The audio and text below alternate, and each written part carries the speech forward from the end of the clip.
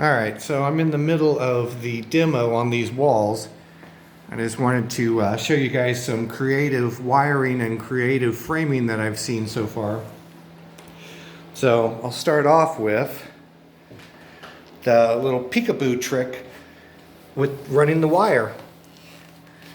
I guess they didn't want to try and fish it through the studs, so they went through or on the surface of the not the surface of, but mudded it into the thickness of the drywall in a few places.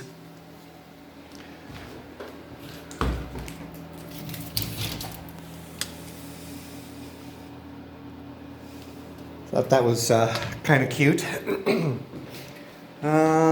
Here's another interesting little bit of wiring. The old spliceroo. And even on top of that, they still didn't give me diddly squat for wire length. And another in-the-wall spliceroo. Yeah, the sunlight's kind of screwing with me, but there. In-the-wall spliceroo. I love that one.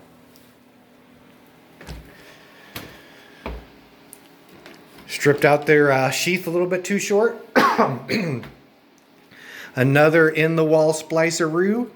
Of course, it was so short they didn't even want to bother leaving any sheath on it by the looks of things.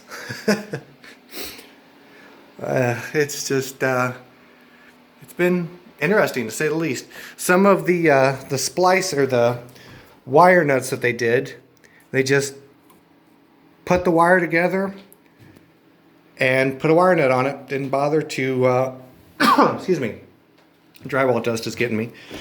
Couldn't bother to take the time to twist the wires together. Just put them together, throw a wire nut on it. Let's see. Oh, I'll show you some interesting and colorful framing. I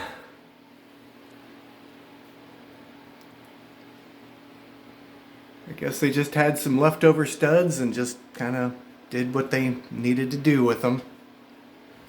And out here, this one's really kind of interesting.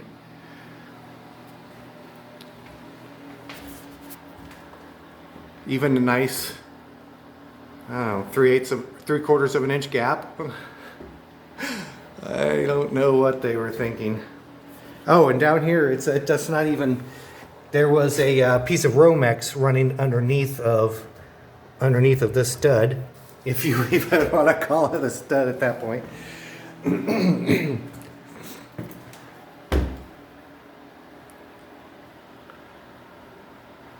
I'm guessing at one point that used to be a doorway once upon a time. So at least that explains that a little bit. But the rest of it, damn, yikes. So, at any rate, it's not that surprising.